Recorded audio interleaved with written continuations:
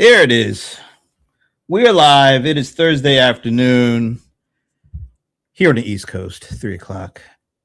And I'm Brent Leary. And I'm on the East Coast too, so it's 3 o'clock here. And I'm Paul Greenberg.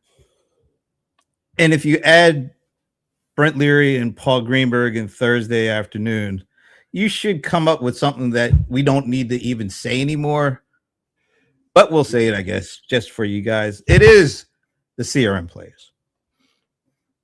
It's about time that seems like there should be like some like a bling kind of sound after we say something like that. Well, we got so many sounds there. We got to add sounds to I'm the Godfather. We got to add sounds to, we got like 20 sounds to add to stuff. So we'll get there. I haven't really missed the sound over the 17 years we've been doing this. So no. I think are we the only show on the network that doesn't have an intro? I think well, we are. No, because any show that I'm on really doesn't have an intro. Well, see, my others do.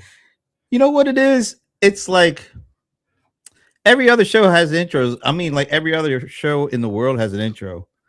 And I like not being like everybody else. So that's probably why I've never had an intro before. I'm going to get an intro. I'm going to have maybe have Chanel work with me to figure out a unique enough intro that I'll feel comfortable about using it.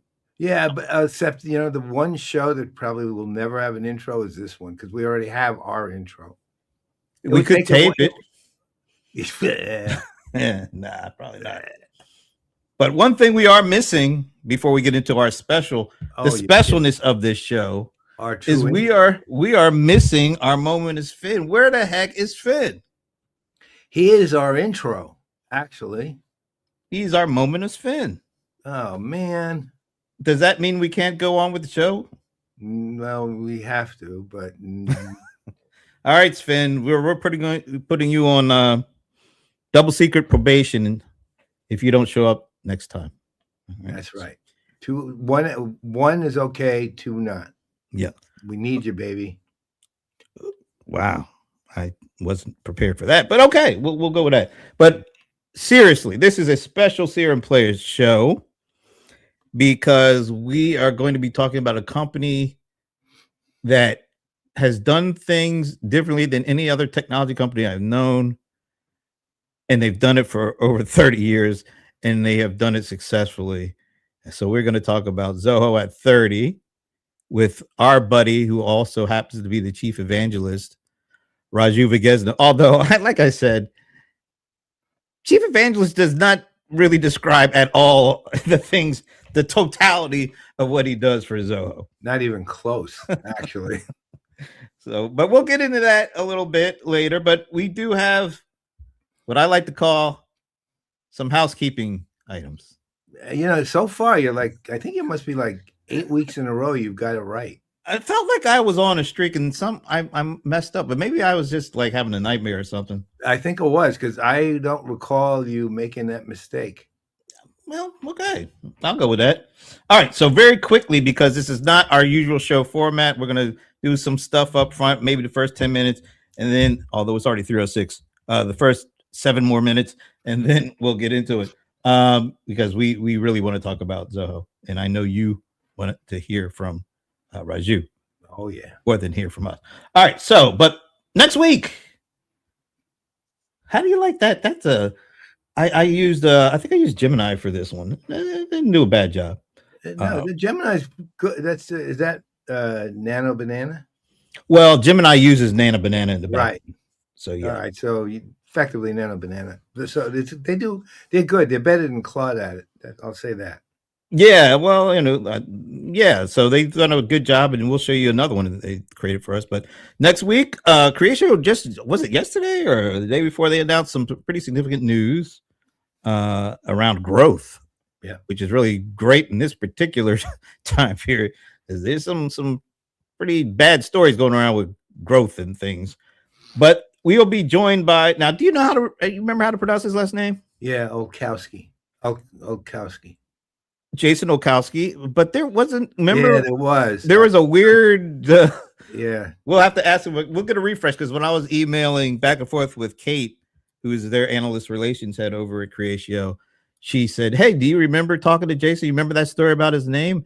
And I had to lie and say, Of course. No. Well, I'm talking to her tomorrow. "Okay, So well, we're just having a catch-up call, but I'll ask her about the pronunciation of the name.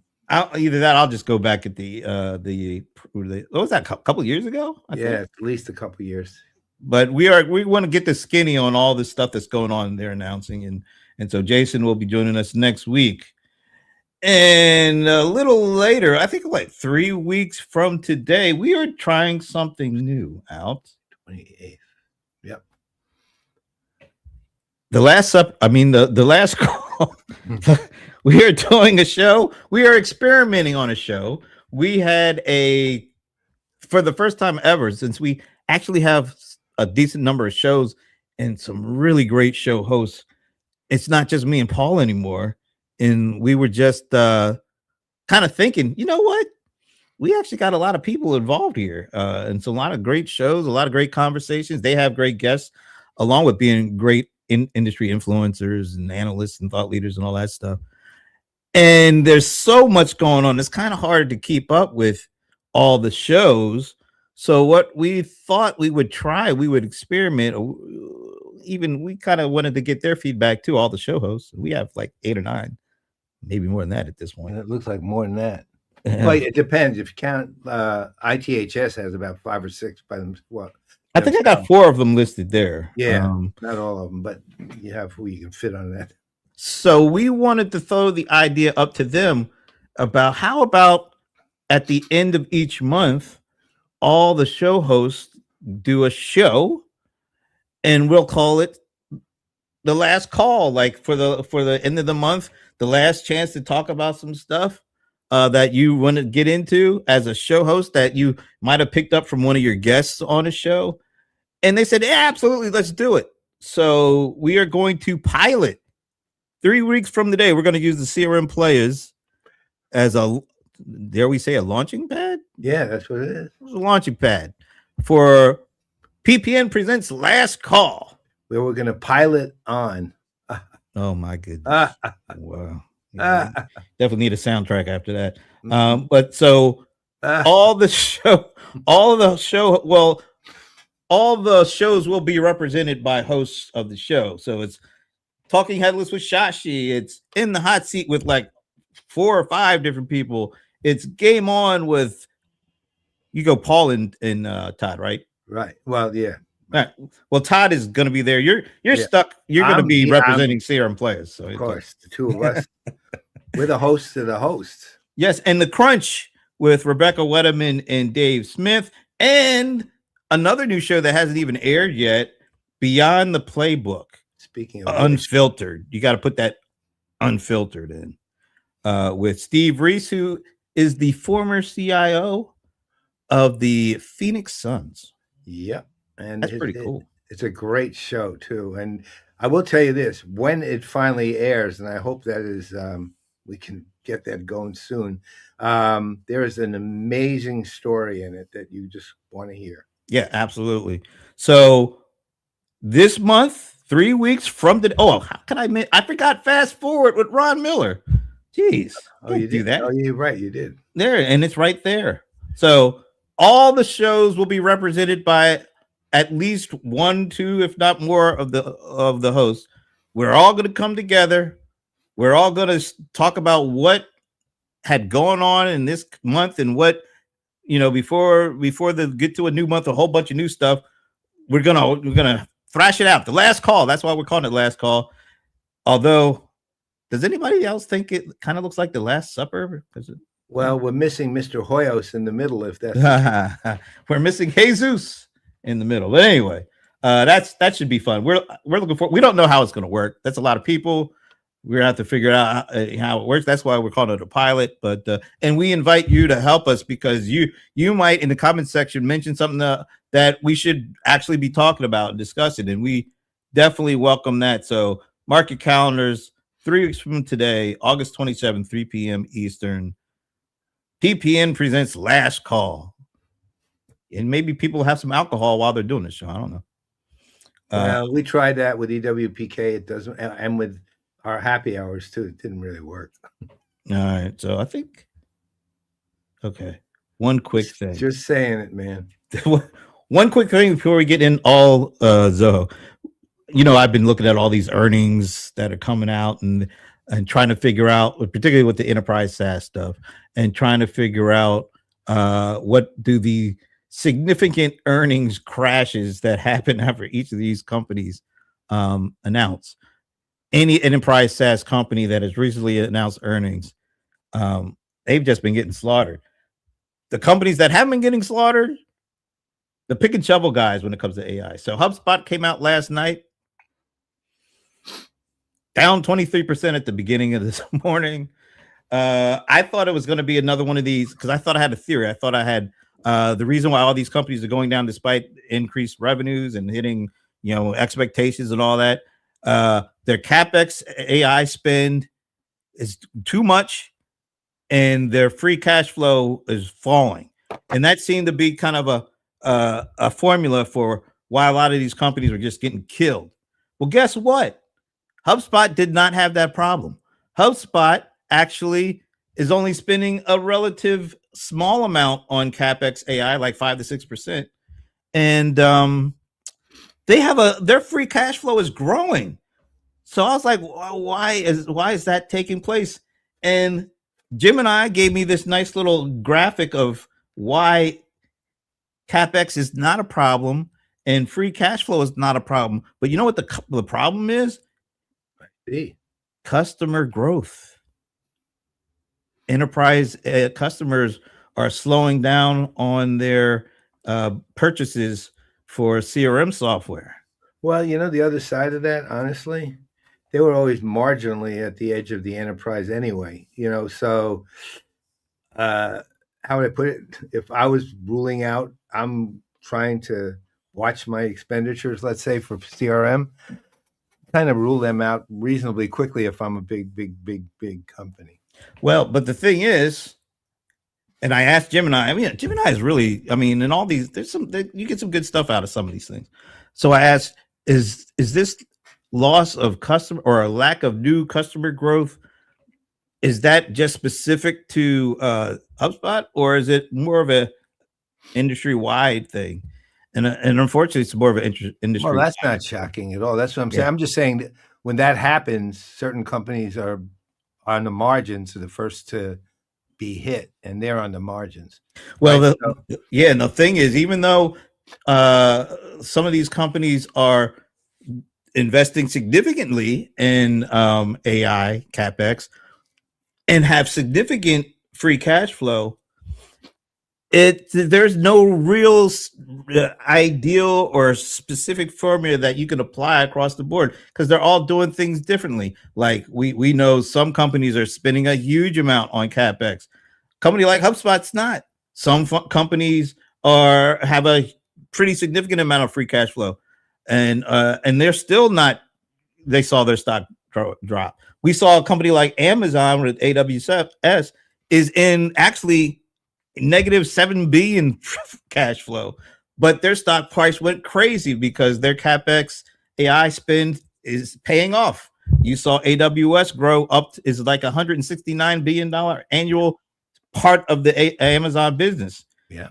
So it's like very hard to kind of figure out there's no real one formula that answers. No, and I get that. I mean, it's, you know, ultimately how much confidence you have in a company is what it boils down to. And for whatever reasons, you know, the companies, I'm going to find them because they don't have the trust of the existing market either yet.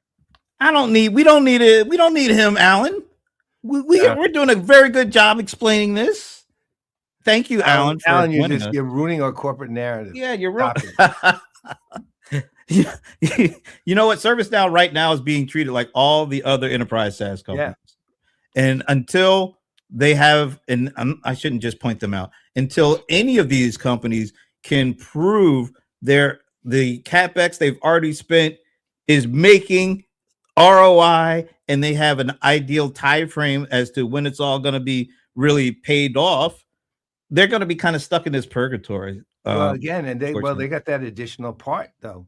Again, look, companies like Salesforce and Oracle and the others, when it comes to their CRM CX business, they'll be able to live with what they got for a while because it's a core piece of business for Salesforce and a significant piece of business for Oracle and important to the ecosystem, and they know it.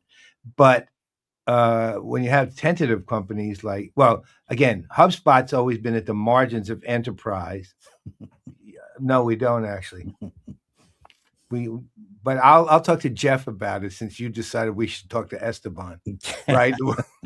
Right. So we'll when they're at the margins like HubSpot, nobody's going to people are going to say, well, if I have to do some investment, it ain't going to be with them, right? And again, margin of enterprise, I'm talking. With ServiceNow, they're saying, well, they don't really have a full CRM confidence yet.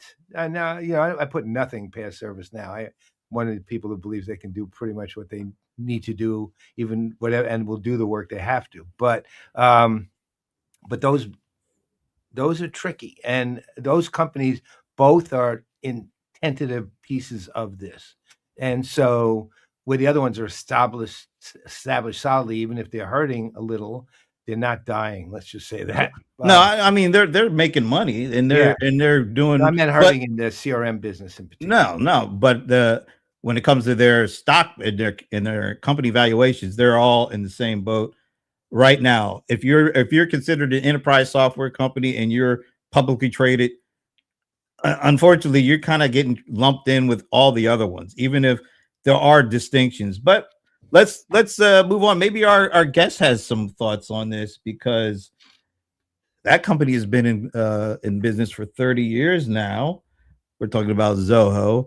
And before we bring Raju out, I actually mentioned on another show that I do on Fridays called Small Biz Breakdown. I mentioned that we were going to be talking about Zoho at 30.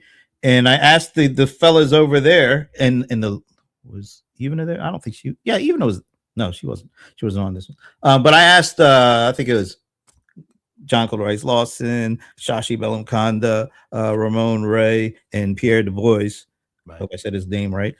I just asked him, did you have any thoughts about Zoho from their own personal experience? Let me play a quick clip, and then we'll bring Mr. Raju Vegesna on with us. So this is what they had to say.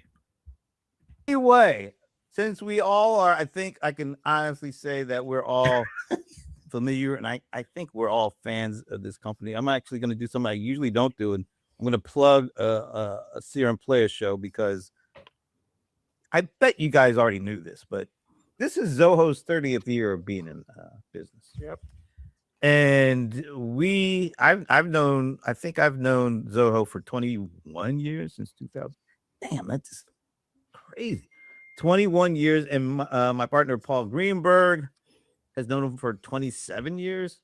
But anyway, what's great about Zoho and why we wanted to acknowledge / celebrate them being in business for 30 years is because, quite honestly, a lot of the folks that I knew back then are still there.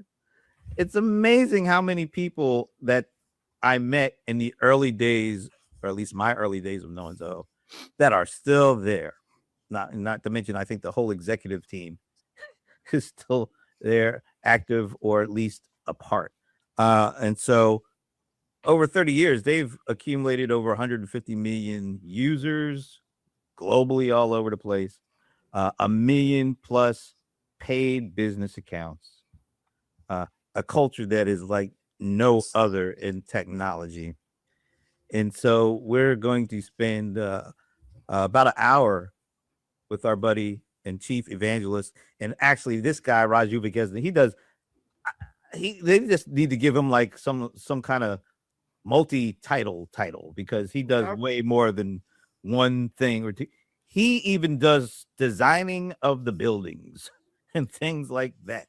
So we're going to spend an hour with him, learning from them, learning from what they have been able to do, how they were able to do it, and not just a backward look at Zoho, but we also, because Zoho has probably been planning for the next 20 years. So get a little insight into the future of Zoho. Mm-hmm. So please join us Thursday at 3 for that. And I include you guys if you guys have anything you'd like to say about your experiences with Zoho, feel free to share that. But I just wanted to put that out there. You want to say that now, or you be saying on the live show? I mean, you can do it now, and we'll record it and play it. Yeah. Oh, I didn't think we were invited to the live show at August 6th at 30 p.m. I just thought you meant that. But yeah, you know what? Here's what I'll say, Brent. Like you and Shashi, I've known Zoho for a minute. Back in the day, some of us remember when Sridhar and Raju would come to New York or wherever you may be at and showcase their products and services. Hey, we have our by then 10th app, 15th app, whatever. Yeah. 6 years ago, right? Like, wow. And I think my short comment to them is just to say, as you said, Brent, what an amazing global company, us with a U.S.-centric mindset. That's my version of global, the U.S. company going out to the world. That, I'm American, I'm U.S. thinking. But them being an Indian-based company in Chennai, to watch them up close, how they embrace eating Mexican food, embrace eating food in Tennessee, just that spirit of truly global, that small thing, enjoying the food of where you're at. So that's number one. And I think number two, talking again to the executives, not as much as you all have, Brent and Shashi, but to some degree over the years, how they're very fastidious, very focused on using Mexico as an example, using other countries. We're going there. We want to hire local staff. We want local senior executives there, but we will infuse them in the Zoho way. One of our senior Zoho people may be embedded there for X time. And if I get it wrong, give me grace. That's number two. And I think number three, and I'll wrap up here in a minute, but thank you, Brent, is that the aspect of the software. I think they may admittedly say it may not look always perfect, may not be the best when we launch, but we're focused on privacy and we're focused on having it lowest cost or at least highly competitive. So I'll stop there. Those are my 3 points, but kudos to Zoho. Kudos to the team. The longevity, many of the employees there. Hey, I've been here 15 years. You go to the typical U.S. company, I've been here a long time, all 8 months. I'm one of the senior staff. So kudos to Zoho. Anybody else want to say anything before we move on? Actually, no, thank you, Brett. The way I look at Zoho, and in my mind, I have several blog posts. When you look at companies that are owned by private equity, the companies that are public, and then there are companies that are like self-funded, and these self-funded and usually or sometimes owned by a small group of people seem to have employees who stay for a long time. They don't raise prices every time, and they seem to care about the customer. It seems like like Ramon said, the American value here is we provide employment, we give customers good service and value in terms of not worrying about the stock market or worrying about how much our company is worth and should we sell it to somebody. That is the sign of stability. I think going to one more step forward is they thought of sovereignty long before any other company. Like, let's own our network, let's own our data centers and equipment. I was actually on a interview with Raju last week. Lots of fun. He thinks very deeply, so I'm looking forward if I can make it to the live show there. Oh, jeez. Yeah, I got the wrong clip. That was the extended version of that clip. So we had to cut them off because we got some stuff to ask them as well. So without further ado, Mr. Raju Vegesna. Hey, Raju. There you Hey, Brent. are. Hello, Paul. I do have a new title for you, by the way, that encompasses Okay. what you do. Chief. That's it. Yeah, I generally don't put title on my business card, partly because my unofficial title is whatever it takes. Right. So whatever it takes for the company to succeed. Hey, can I want to jump in and we kind of are bypassing Stump the Godfather because this is a special show. But I want to kind of do Stump the Raju. Mm-hmm. I'm going to put a quote up and I want to see if you know who said it. Okay. Stump the chief. I'll read the quote. When control over intelligence can be taken away by external vendors or geopolitical decisions, every enterprise and nation has to ask the fundamental gut check question: are you a customer or are you a hostage? That Who sounds said- like me. Let's see. Let's see if you're right. If I can only find the way to advance this slide. Yeah, look who did. Yeah, you did say that. Wow. First of all, you won Stump the Raju, so that's a big thing. Now I know we're going to go back and forth between how the early days and what's going on in here and now into the future. But that was such a kind of a really interesting quote. Would you mind just sharing your thoughts about why that was at the top of your mind? Because I actually saw this on I think it was who owns the plug that you guys are doing with our buddy, the Brohammer. So it was a really interesting show, and that one really stood out. But talk us through that a bit, and then we'll go 30 years back and then 50 years into the future. In a lot of cases, I'm comfortable asking the uncomfortable question. So, but not everyone is willing to listen to that or ask the question themselves. That question you can ask that at the personal level, at the company level, or even at the country level. So now the question is, at the personal level, you can say, do you own the house or does your bank own the house? How sovereign are you, right? These are uncomfortable questions. At the company level, you can ask the same question. Can someone else pull the plug that your business is at risk? And the same can be done at the country level. So can someone else pull the plug on trade to whatnot, like communication to whatnot? And there are these uncomfortable questions that you should be comfortable asking them yourself, particularly when you in uncertain times, and the sovereignty is a key part. And that's where it is important that we raise and ask the question ourselves instead of seeing it in action. And in that context, I think sovereignty is an important topic for us, and we believe in that, and at every level. So that's in that context is where I was asking that question. Before I turn things over to the venerable Paul Greenberg, let me just mention, thank Pierre. I usually don't say Pierre's last name because I'm afraid I'm going to mess it up. I did throw it out there, and apparently I got it right. So thank you. It's like housekeeping. His last name, I don't know. And of course, all of us are mutually fans of Sandy Lowe.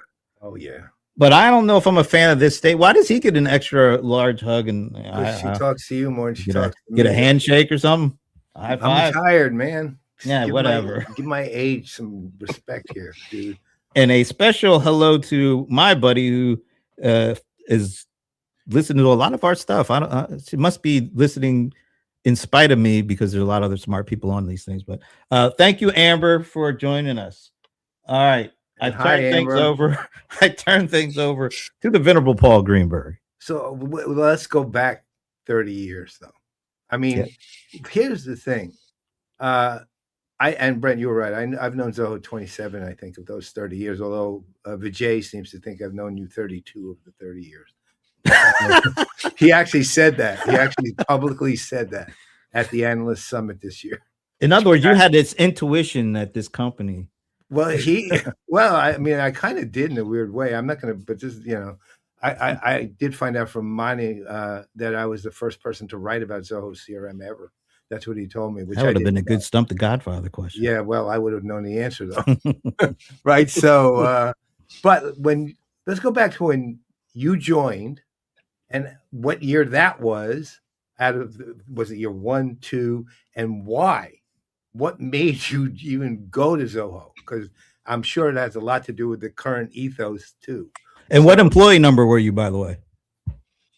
Well, we didn't have any employee numbers. I joined in 2000, and actually, I was there in the office for some reason, and they needed some help.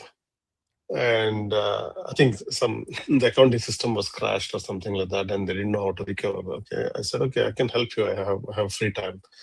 So I worked on that, and they needed somebody who knows some databases, and okay, I said, okay, I can help you with that.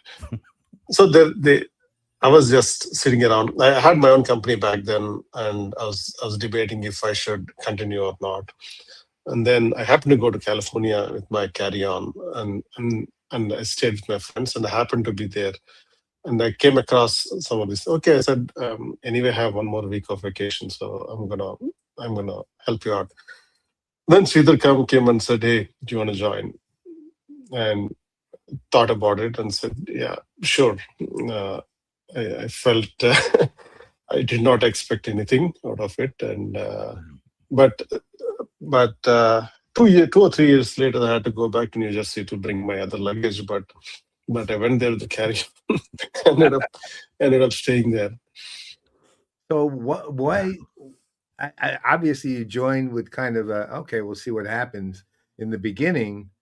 Why? But you're still there, and not only there, you are not. To Brent's point, you're not just the chief evangelist, and that's why I said you're just the chief. I mean, it's like you do all these things at the level of a C-level officer of some kind. So, what kept you there? End of the day, it's almost always people. You have the people with the right mindset.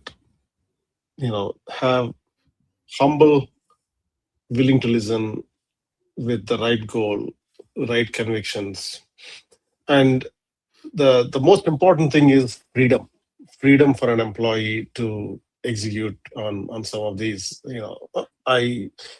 you have a crazy idea, it's not crazy in the company. It's like you have the freedom to execute. That freedom is a huge part of it, and not everyone may take advantage of it. In my case, I like experimenting things. I like doing things sometimes that are completely off the track of a tech company. But when you have the freedom to experiment, then it's like your own company. So that's how we operate. So those are the ones that kept thinking. I still remember the first day I joined and went through it. And I can't believe it's been 26 years and still feels the same way. So what about go back to 2000 and then think about where we are today and where Zoho is today? How is it still the same as it was back then, and how has it changed? Or what's the biggest change over that time? A lot of things changed, but a lot of things remained intact. And so the technology changed, the products we changed. Believe it or not, I remember shipping the product on a 3.5-inch floppy drive. That's how I think I saw your CRM product. A floppy. Yeah, no, I literally think I saw the CRM product that way. Wasn't that the 5 1/4 size thing? That was. No, that was before that. I did use a 5.5 and burning through some of those, but then things changed. Later I remember shipping the CD drives to downloads to streaming. All of these are transitions. So the technology changed, but the people didn't. Right? The kind of products that we built changed, but the ambition really didn't. So we have the markets that we serve changed, but the convictions didn't.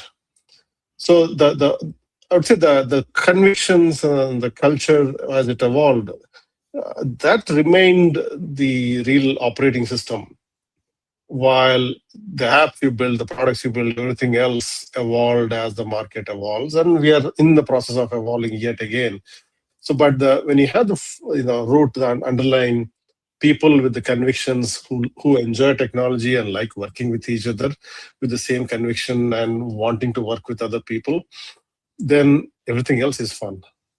Well, I noticed one of the things about Zoho that I just fell in love with, and I began understanding when I first met you at CRM Evolution, was the ethos of the company itself. I mean, I remember a conversation I had a few years after when I started getting to know the company better, and it was with Sridhar, who, for those of you who don't know, is Sridhar Vembu, was the CEO of the company internationally. Now is what, chief scientist? Scientist. Yeah, chief scientist. It's still, primary founder of the company, though, co-founder. And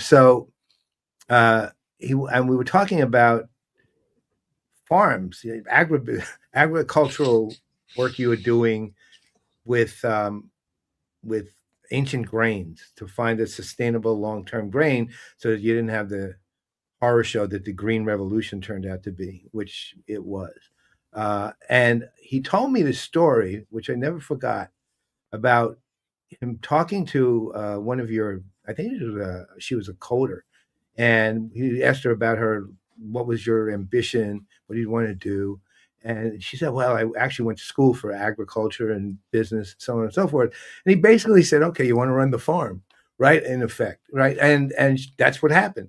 But that kind of thinking, right, which is one, out of the box, two, kind to people and respects them, that ethos carries to the way you guys view the entire world. The software, again, I've said for a long time, I don't think you were a software company for quite a while now. They produce software, still, where you get cash comes from. But the reality is you've been an infrastructure company at the actual social good level as well, and physical infrastructure level, way beyond just software. But the ethos that governs it was reflected in that conversation with Sridhar. So can you talk to that in a little more detail, the way you think about your employees, the way you think about your customers, because it is really distinct compared to almost every other company I've ever met. Yeah, I mean, one of the things that Sridhar said early in the day, and is, hey, when an employee is not enjoying their job or is not doing the job, it's not an employee's failure. It's our failure to put that person in a place where he can succeed. Now, every person has talent. It's about identifying what their talent is and putting them in a place where they enjoy better, they succeed. And because you discover your talent over a period of time. And that's why we occasionally see a lot of people moving from one to the other and all of that. And then there are people like me who want to do a lot of things but don't have the time to do a lot of things. Then you should have the freedom to do a lot of things. So we do that as well. So across the board, you see a lot of it, but that ethos has kind of always been there, putting the person in a location or in an area that they are interested in. So if that somebody wants to do farming, well, maybe we start a farming company, start doing farming. And that's what we do. And I actually did not know that Sridhar was even interested in farming for a while.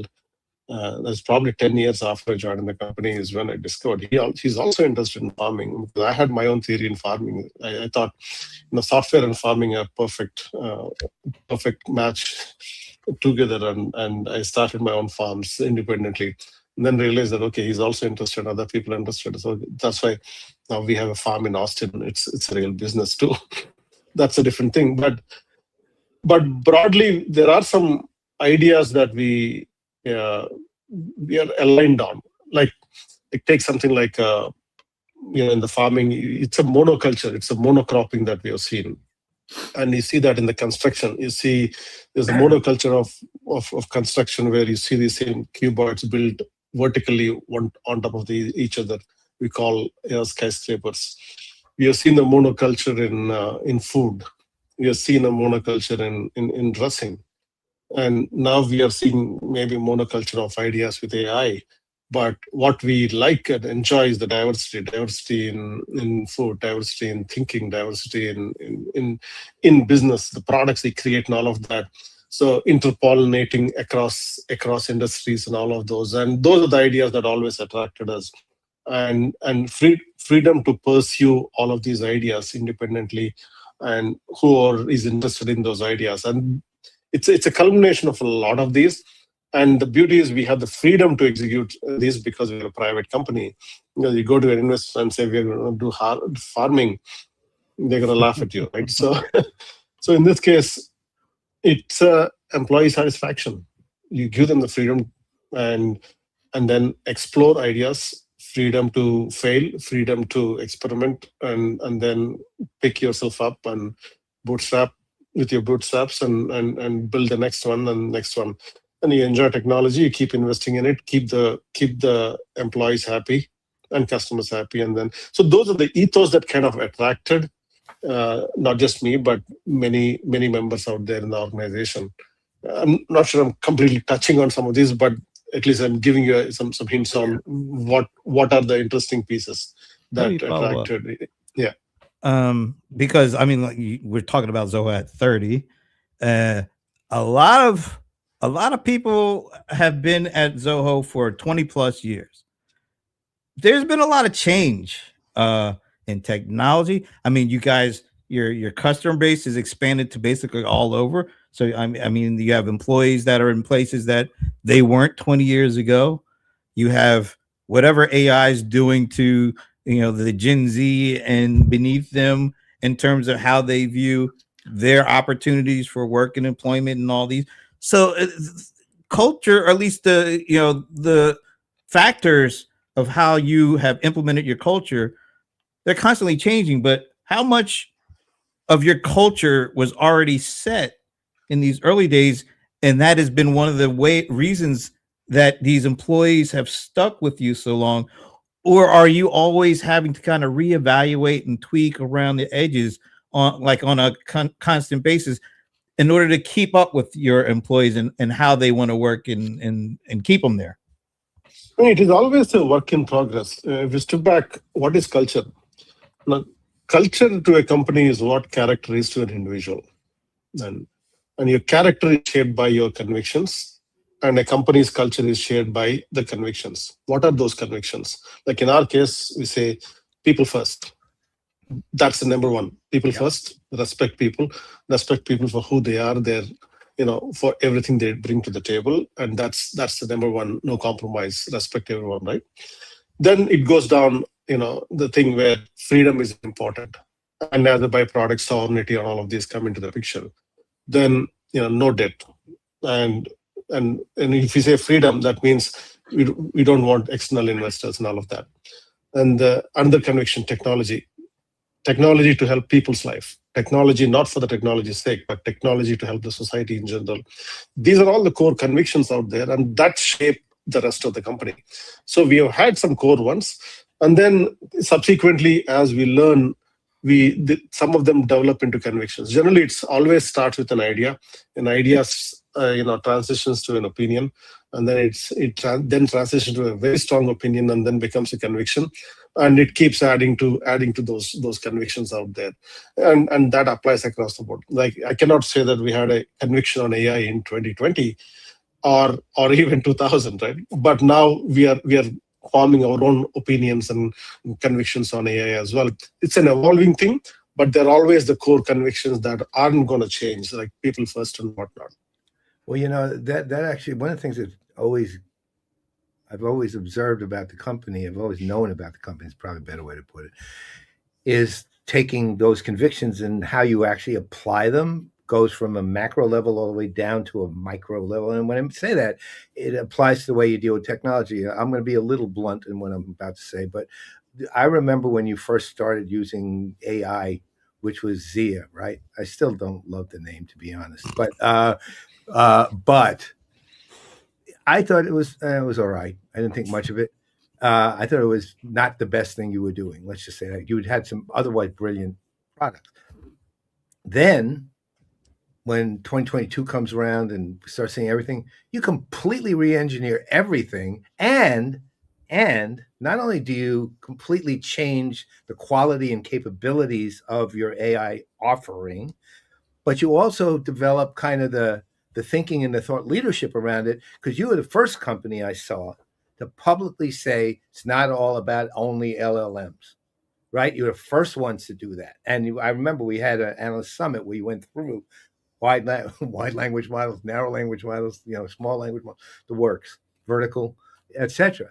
But you were first, so you developed the thought leadership too, right? And you went from, I'll call it at best an average product to a superb product with the thinking around it deeply thought out, right? And the willingness to pursue something at the point when everyone was saying, let's shave off this part of an LLM. Let's do this with an LLM. Let's do that with an LLM. When that obviously wasn't the right thing to keep saying all the time. But you guys did that. And that willingness to listen and to think, look, I was always blown away by how you respect the thinking of other people. I know you did that with me, and I was honored that you did. I still have this memory I'll never forget of what you guys did for me one time. I won't go into it now, but it was unbelievable.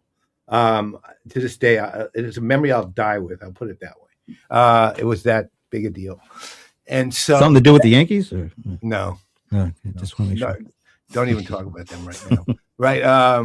So, but I've seen that respect with everybody, the way you treat people all the way around. Yeah, look, perfect example.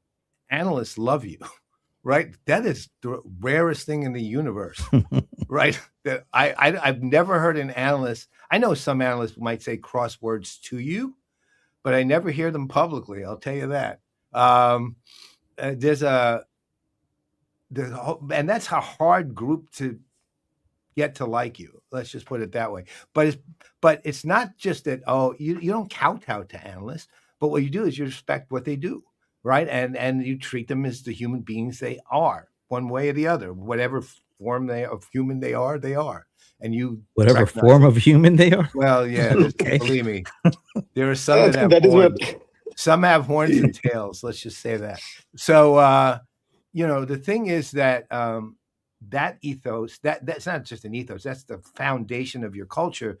And during COVID, you guys opened kitchens, you opened the purses, you just opened the doors so that you could help during a crisis, right? You continually are doing things like that. The hospital in Chennai, the medical instruments, everything you're doing, it's all geared toward, as I told you before we started, you outbe any B Corp I've ever seen, right? You guys are connected deeply to social good. And that I've never seen anything like you. I don't actually think your model, I think people can learn from your model. I don't think they can reproduce it. I just don't think it's there.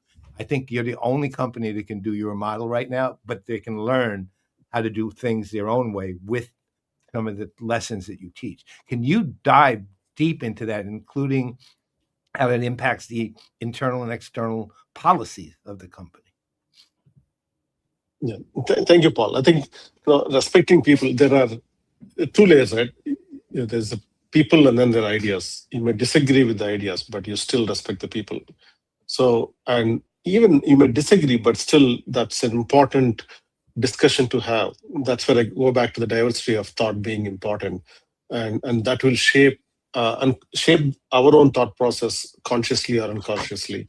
And those inputs, even if they are on the other side of our thoughts, are important things. But irrespective of whether you agree or disagree, you still have to respect the people. That's who we all should be doing that, right? So that's, for us, that's a no-brainer. Talk a little bit about the current economic environment, and we'll go international, not just what's going on here. It's so chaotic. Every day, you never know. And I'm not making this political, but you just don't know what you're going to be faced with. You don't know what somebody might say that will completely disrupt. What might that be? I'm just saying. Some days you go to bed, say, "Man, this was a great day. All this great stuff happened." You go to sleep. You have a really good night's sleep. You wake up in the morning and the whole world has gone 180 degrees different because of something. How difficult is it to operate for a technology company, particularly one we just talked about before you got on? Maybe we get your thoughts on the whole enterprise SaaS industry and how it's being looked at at least from a financial analysis perspective.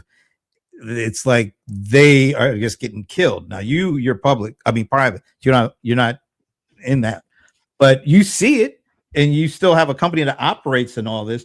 How difficult is it right now for a company, a tech enterprise software SaaS company, to kind of operate in the current environment? And do you see it changing anytime soon? It's part of the fun, right? when That's you fun. have, Okay, that's good to know. That's fun. hey, we are living in a world where maybe policies might change on a weekly basis, geopolitics will change on a weekly basis, and technology is changing on a weekly basis. It's like when things change, when the landscape is changing underneath, the ground is changing underneath, you can't build a house. You need some kind of a stability. The same way the technology landscape and the geopolitical landscape is changing. So how do you build a company, a business, or a business model? These things are challenging. And this is not just a challenge for us, it's a challenge for pretty much every company out there. And because we're broadly a global company and we're well diversified, that helps us cushion some of these. And also because we are not a public company, that'll help us navigate it maybe a little better. But we all have to navigate that. We don't have an option, and that's what we get paid to do. But broadly, I'm really optimistic about the future. I zoom out and say there's a lot of technology out there and a lot of digits being produced. It's raining digits out there, and actually technology will be commoditized. And what does it mean? The value will go towards people and relationship between people. And that's how it should be. It's okay for technology to be commoditized because the value will shift towards building people to people relations instead of just talking or spending time with software. You spend some time with other people, and that's a positive note. I'm optimistic on that front. All right, so let's start looking ahead for Zoho. I mean, you've done an enormous amount on the technology side. Again, you've had, not only is Zoho One a super premium product, you finally convinced me that you're ready to go to the enterprise in the US, right? Took a while, as you know, but you did. And I am convinced that you are ready to do that. From the analyst summit, especially, to convince me. And you got all the elements in place to go scale up if you want to. You don't seem to have diminished in any way your connection or commitments to doing, social good and doing good in the world. At the same time, we're seeing, the uncertainties you've just addressed and what's out there. But and at the same time, you have all those other parts of businesses, the hospital, which are not, I call that more of a social project than a business, but the medical instruments group, all these different pieces, the farms and so on and so forth. Can you talk about Zoho's future? And let's just listen. No point in taking it 50 years. Take it 10, and we'll Sure. up to 10. Yeah, let's look at maybe short term and long term. Right. I don't want to put years in there. Short term, we are operating as if we are a startup now. We don't have any baggage. We don't have any technology. We don't have any goodwill. We don't have any customers. We'd say we are back to square one. Let's build. If you were to build a company from now with today's technologies, how would you do it? So whatever our revenues or our customer base, we are putting it aside and say we are starting from scratch with AI and all of that in this current landscape. How would you build it? That's the mindset we are approaching. If we have to redesign the product strategy and go-to-market strategy in today's world, how would we do it? We have reimagined ourselves several times in the past with the same mindset. We are at the same mindset now. We are reimagining ourselves in this new world. That's the first one. In the short term, that is what we're going to do. In the long run, I think digits are going to be commoditized and the value is going to be in atoms and the combination of atoms plus digits, hardware plus software, to put it differently. So I think you'll see a lot on that front. We'll invest, and we are investing a lot on hardware side and software plus hardware. And we take a company like a Tesla or an Apple. You can call them software companies also shipping hardware products.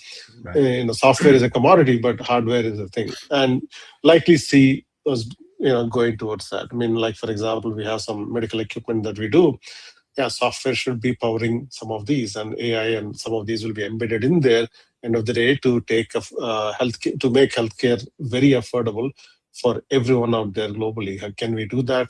Can we make the hardware and software integrate well together, offering value and provide value there? In the long run, I see that is one example, but we want to do that across multiple industries and all of that. It's probably a hardware plus software where atoms will be where the value is going to be, at least in the mid to long term. But that's how we see going. Any specific industries, there are some industries that are very critical that we want to double down on, which are very fundamental industries. But then we'll have to see. But as I said, we are a very ambitious company. When we want to do a lot, we will do a lot. We have a technology that helps us do a lot. But where are our people going?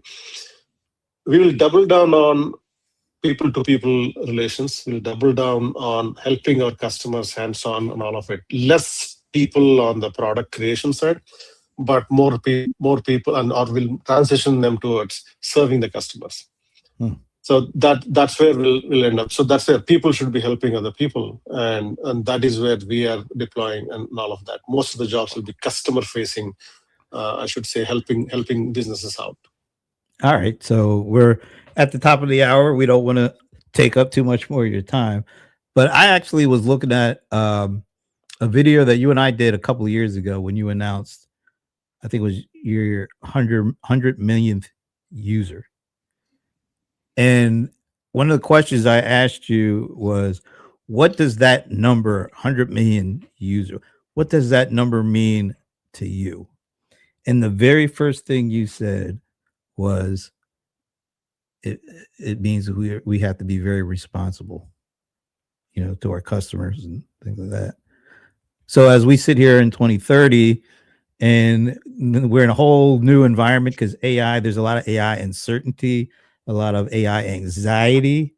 When you think of the responsibility you had back then when you were talking, how has that changed, if at all, as we move into this very high speed scale in an instance? People can hit a button and their businesses can blow up. How does that level of or feeling of responsibility, has that changed any? Has it morphed? Just how do you view it now before you viewed it the way you did when you hit the 100 million user mark? That didn't change much, Brent. I think the responsibility is there, but that doesn't mean we can fall behind in some of the things that we do. So we are doing a lot of experiments and all of that, but we cannot compromise on security, privacy, and all value and all of those things. Those are convictions that will continue the case, irrespective of what we do. So the technology landscape changes, convictions don't, and how do we continue to serve our customers and in the process while doing some experiments? That is a fine balance, and there are some ideas there that you'll hear more about in coming months on how we plan to be ahead of some of these markets and the technologies. But we certainly have some ideas there. And not that, take something like AI. I don't remember if we charge our customers for AI, even today. We are open to taking a hit ourselves, meaning instead of raising the price of the customers, we'll take some hit internally, but continue to deliver value. And that is the way, at least we think about it. So let customers, that's part of the serving customers. Customers don't have to know that, but that's part of the ethos. And so, but it is all the engineering and the R&D that we do at the back end that enable it. You know what?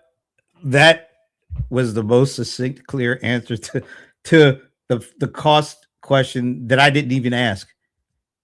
I didn't ask him about it, and he brought it up. We've talked the whole year about how we go to these industry events or do these industry watch parties. And the thing that I've been looking at from the beginning of the year on with all these events is, how are they addressing what I think are the biggest AI anxiety questions that are causing a lot of this apocalypse stuff? And it's always around, how much is it going to cost me to use it? And will I destroy my business if I do something and it wipes out my database? And recently, just recently, we started getting decent answers to that. It's been a very hard thing for a lot of these company executives to answer. But the fact that I didn't even ask you it and you answered it without a thought, it was really that's very impressive. That's assuring the customers basically.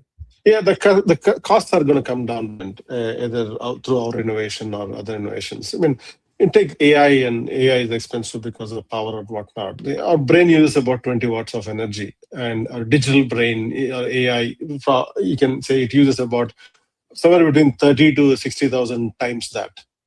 This cannot scale. It will come down, and there are ways to innovate and make sure it comes down, and innovate your way towards it. And that's how we look at it. Let me put up this last comment from Sandy. There's almost a full paragraph. It almost covers Raju's face up, but we'll keep it up there. One thing I can say as an employee, only 8 years in, still a baby, and Zoho stands, which she is. Yeah, she is still kind of a baby. Despite all the changes and the unpredictable climate, there is a sense of calm and confidence internally that we will be steered the right direction. It's due to the deep convictions we have. Very rare. Amen to that. I echo the whole thing. The calm, the ability where all this stuff is going on, and it always feels like you guys are able to take it all in and stay the same, is something that you don't see very much in the industry. So I really do echo what you said there. Yeah. Well, I still, again, I remember you and I had a conversation about when you grow, there's a good chance that your culture is going to be lost as the way you wanted to keep it.